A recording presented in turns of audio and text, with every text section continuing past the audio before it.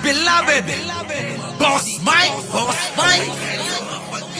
Cervera.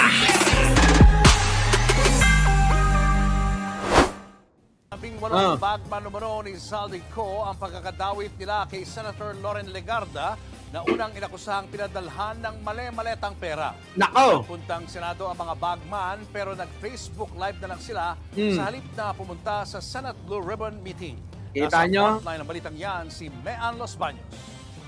Habang gumugulong ang Blue Ribbon Consultative Meeting ng Gatchalian Block, Aha. ang 18 nagpakilalang bagman umano ni Zaldico biglang lumitaw sa Senado. Nako! Pero hindi sila dumiretso sa plenaryo kung saan ginagawa ang Blue Ribbon Meeting. Oh. Hindi para magsagawa ng sarili nilang press con sa 5th floor sa opisina ni Senator Robin Padilla. Kita nyo yung mga, mga kargadores, Yung mga kargadores, mga kababayan, kita nyo yung mga itsura. Sige, tuloy! Pakinggan nyo! Pasok! Ayon sa abogado ng 18 bagmen na si Atty. Levy Baligod, handa silang magpunta sa Blue Ribbon Meeting.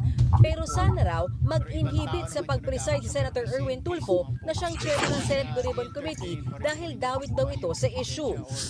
We are worried but we are not scared that Mr. Erwin Tulfo Nawala!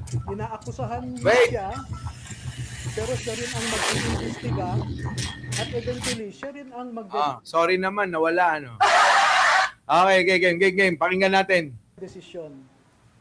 He is the accused or respondent, so to speak, but he is the investigator and the judge rolled into one. We don't expect Mr. Erwin Tulfo to admit his guilt. And therefore, by human nature also, it is predictable that he will cite all of us as liars. Hindi kayo nagtataka? Bakit si Mabalikod ang nagsasalita? Di ba dapat ang tanongin yung mga kargadores? Pero si Balikod, panay yung front. Panay ang salita para dun sa mga kargadores. Di ba mas maganda kung ang marinig natin ay ang nagpapaliwanag o ang sumasagot ay yung mga kargadores? Pero hindi. Laging ito, mga kababayan. Bakit? Bakit niya ginagawa yan? Kasi alam niya na yung mga isasagot ng mga kargadores ay talagang malayo sa naratibo na gusto nila na paniwalaan ng mga tao. Kaya ganyan, mga kababayan. Di ba? Kaya eto, tingnan ninyo, mga kababayan. Ano nangyari dyan? Wala talagang mangyayari. Eto, tingnan nyo dito, mas maliwanag. Mark Tiksay. And then maya-maya lamang sir ay napansin namin lumabas ni Pakinggan nyo to, tingnan nyo. Ito yung maliwanag na sinasabi niya lumabas na si Boss Saldi, sumakay na sa sasakyan at umalis na kami. So ang maalala namin sir, with due respect, pasensya na, sabi, wala kaming nakitang maleta na nakapasok doon sa gate. Na ba namin ay biglang lumabas din si Saldico. Kita nyo, iba na yung sinasabi niya kumpara doon sa nagsasabi, mga kababayan, na talagang kitang-kita nila dahil sila daw mismo ang nagbaba ng maleta sa bahay mismo ni Loren Legarda. Kita nyo, ang hirap kasi pasinungalingan yung nauna nang sinabi. Sabi mo na, mahirap nang bawiin yan. Ngayon, akala kasi nila, si Loren Legarda ay hindi babaliktad. Bumaliktad. Paano ngayon ito? Kasama nyo pero sa mga affidavit ninyo nando doon si Loren Legarda Tapos pag nag-imbestiga kayo, ano sasabihin nyo ngayon? Ay, hindi pala kasali si Loren Legarda. Pinuri pa kayo ni Loren Legarda. Anong sabi ni Loren Legarda? Mga bayani daw sila, mga kababayan. Bayani. Etong mga bayaning, mga basurero.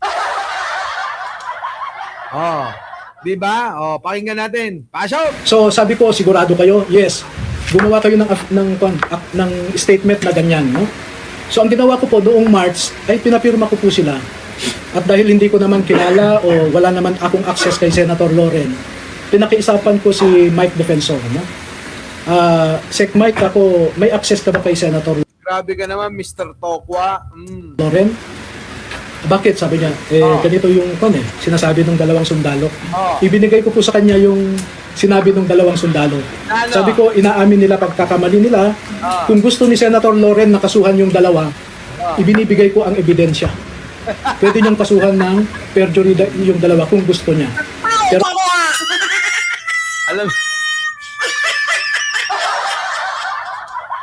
Alam mo, Balikod, kahit magpustahan tayo ng putulan ng titi, hindi ididemanda ni Loren Legarda yang mga kargador na nagsasabi. Di ba? Sabi ito yung mga ebidensya. Kung gusto mong idemanda, ito ang ebidensya, Loren Legarda. Sabi daw niya kay Mike Defensor. Di ba? Nagkamali yung na pagdadawit sa'yo. Sampahan mo ng kaso ng perjury. Ang tanong ko sa inyo mga kababayan, kakasuhan yan ni Loren Legarda? Sabi nga ni Loren Legarda mga bayani yan. Alam nyo, nag-ano lang tayo rito maliwanag na naglolokohan tayo kahit putulan ng titi, ipupusta ko. Hindi yan ididemanda ni Loren Legarda. Walastik walang Diyo mga kababayan ko. Bobo na lang ang maniniwala dyan. Wala na Nasabi na Wala na. Touch move nga ni. Diba? Kate Kaels, Hindi. Replay nga ni. Diba? Kahit tanggalan daw ng tinggil Wala na mga kababayan. Sabi ni Jeff Rox, marami malulungkot. Yun na nga. Wala na yan. Booking na. Tama kayo, booking na. Ewan ko. Sige. as I said, we are man enough to admit a mistake and brave enough to rectify it. Okay? Second po na gusto kong i-emphasize sa inyo. Utang ina mo, Balikod. Sinong binobola mo? Alam mo, ang mabobola mo lang yung mga DDS. Hindi kami. Di ba? Ikaw, Nunoy, mabobola ka ba? Tony Ninubla, Jess Nastor, Minerva, Miimba, Ikaw, Jenbal Madrid. Yan Jan. Maniniwala kayo, mabobola ka, Boycie de Lima? Ikaw, Rasul Rayman, mabobola ka neto? Bobo, tanga, mangmang ang nabobola neto, mga kababayan. Wala na nga ni. Grabe tong mga pambobola. Si Tulpo nga nagsalita na Ito, Tulpo! Senator Rapi Tulpo, pasok. Using trade them as heroes. God damn. God damn. Sabi nga ng isa. Pakinggan niyo mga kababayan si Rapi Tulpo. People using them portray them as heroes. Yan na nga. God damn. Sabi tayo na napapamura na si Rapi Tulpo.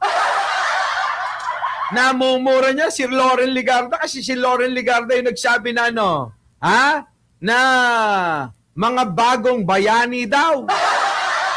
Loren Legarda, kung kailan ka tumanda talaga, sige, tuloy. Sabi nga ng isa sa mga senador na dumalo nung araw na yon, Ay, bayani daw po sila. oo nga daw po. Pero nakakaya naman po sila sa iba nating mga bayani.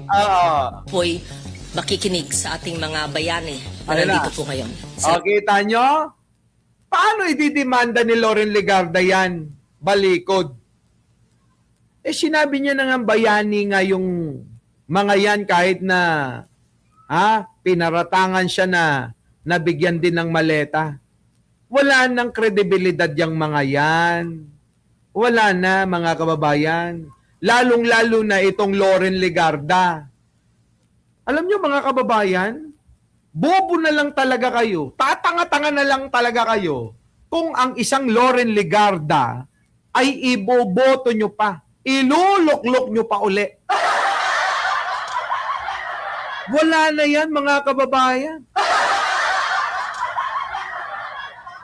Di ba? Kayo na yung pinakawalang kwentang tao. Kapag kaniloklok nyo pa ang katulad ni Loren Legarda at yung anak niya, nababadi-badiday. Ayan, mga kababayan. Sige, tuloy. Iba nating mga bayani. Po'y makikinig sa ating mga bayani na nandito po ngayon. Salamat. Bayani? Pasensya na. Hindi ako papayag na matabi ang mga sinungaling nito. Let me call on them 18 kargador. Yan. 'Di ba? Ray Anthony Hernandez.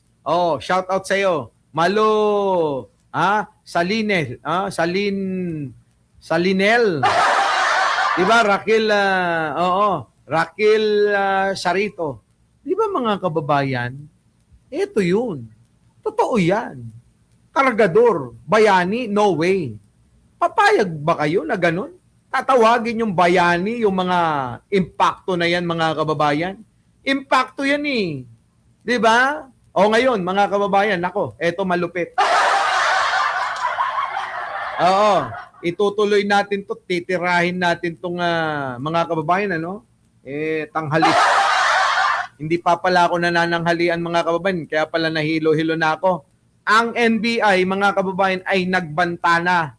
Nagbanta ang NBI sa lahat ng mga senador, katulad ni Alan Peter Cayetano, kay Marcoleta, mga kababayan, na sila ay idedemanda. Nakaw! Babala ni NBI Director Melvin Matibag, maharap daw po sa kaso ang mga senador at mga testigo na lumahok sa Blue Ribbon hearing noon po June 4. Na sinagawa po ng grupo ni Senador Alan Peter Cayetano. Ayan, mga kababayan. Yan ang ating tatalakayin maya-maya ho. Babalik po tayo maya-maya. Kakain lang, tapos talakayin natin to. Dahil ito po ay mukhang pagdideklara na ng talagang gera ng NBI laban sa kampo ni Alan Peter Cayetano. Lahat sila turobos. Sinargo lahat, mga kababayan. At syempre ang ating Pangulo, mga kababayan, ay nagpahayag na rin na hindi nangingialam sa mga usapin dyan tulad ng mga ibinibintang ni Alan Petra Caballo. Si Pangulong Bongbong Marcos sa Senado. Ito ang binigyan din ni Presidential Communications Office Undersecretary Claire Castro kasunod ng payag ni Senador Alan Peter Cayetano na nakikialam ang Malacanang sa problema ng Senado. Kita nyo? Diba? Sabi ni Leonora Brown, lunch ka na muna, Boss Mike, para mas energy.